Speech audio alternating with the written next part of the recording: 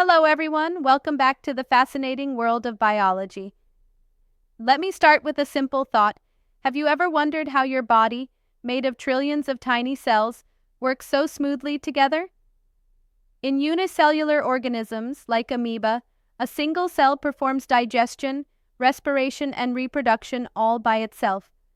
But in multicellular organisms like us, things are different.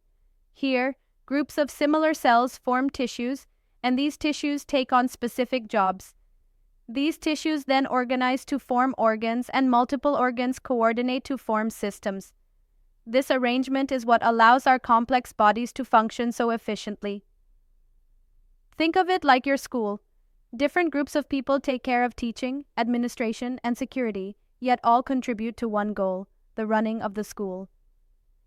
In biology, we call this division of labor, and it's the foundation of how life sustains itself in multicellular organisms. Now let's dive into the building blocks of organs. Did you know that all of our organs are made from just 4 basic tissue types? These are epithelial tissue, connective tissue, muscular tissue, and neural tissue. Take the human heart as an example. The inner surface is lined by epithelial tissue, the thick walls are made of muscular tissue for pumping, connective tissue holds everything in place, and neural tissue regulates the rhythm. Every organ in our body is built by combining these tissues in a unique pattern, perfectly adapted to its function. The more complex the animal, the more sophisticated the arrangement of tissues and organs. This increasing specialization across species reflects an evolutionary trend, a stepwise advancement in the complexity of life. So, what exactly is an organ? An organ is a structural unit formed when different tissues work together for a common function. Take the stomach. It uses muscular tissue to churn food, glandular tissue to secrete enzymes, and epithelial tissue to protect its lining from harsh acids. Similarly, the lungs are filled with alveoli, tiny air sacs lined with epithelium and surrounded by capillaries to make oxygen exchange possible. Think of organs like machines in a factory. Each machine may be built from multiple components, but all contribute to one final product. And remember, organs rarely function in isolation. They are always part of a larger team, an organ system. Now let's scale up from individual organs to organ systems. An organ system is a group of organs that physically and chemically interact to perform a broader function. The digestive system, for instance, includes the mouth, stomach, intestines, liver, and pancreas, all working together to process food into absorbable nutrients. The respiratory system, on the other hand, uses the nose, trachea, and lungs to supply oxygen and remove carbon dioxide. These systems don't just run side by side, they interact. For example, nutrients absorbed in the intestine are transported by the circulatory system, and oxygen inhaled by the lungs is carried by red blood cells. It's like a symphony orchestra, where each instrument has its part, but only together do they create beautiful music. Let's zoom in on one incredible organ, the human heart.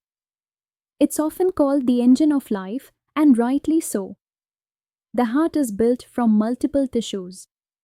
Cardiac muscle tissue contracts rhythmically to pump blood. Epithelial tissue lines the chambers, connective tissue provides strength and elasticity, and neural tissue ensures the heartbeat remains perfectly timed. Every beat is a coordinated effort. Muscle contraction pushes blood forward, valves prevent backflow, and nerves regulate the rhythm. Think of it like an orchestra conductor ensuring perfect timing among musicians. Evolution has shaped the vertebrate heart into a marvel of biological engineering, one of the best examples of tissue integration. Here's something remarkable. Multicellular life survives because of division of labor, not just among cells, but among whole organ systems. Each system takes charge of a vital function. The circulatory system distributes nutrients and oxygen, the respiratory system exchanges gases, the excretory system removes wastes, the digestive system processes food, and the nervous and endocrine systems control and integrate everything. For example, your kidneys filter nitrogenous wastes while your liver detoxifies harmful chemicals to different organs working together under the excretory umbrella. It's like a country's government, industries, and services, each with its own role, but all contributing to the nation's survival. In biology, that nation is you, the living organism.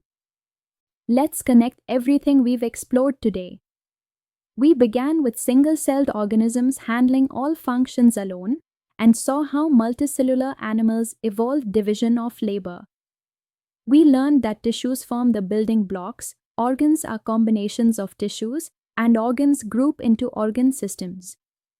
We explored the heart, lungs, stomach, and digestive system as examples and saw how organ systems interact seamlessly to maintain life. So every heartbeat, every breath, and every movement you make is the result of millions of cells, tissues, and organs working together in harmony. Isn't that inspiring? Biology reminds us that life is not just survival, it's a marvel of coordination and complexity.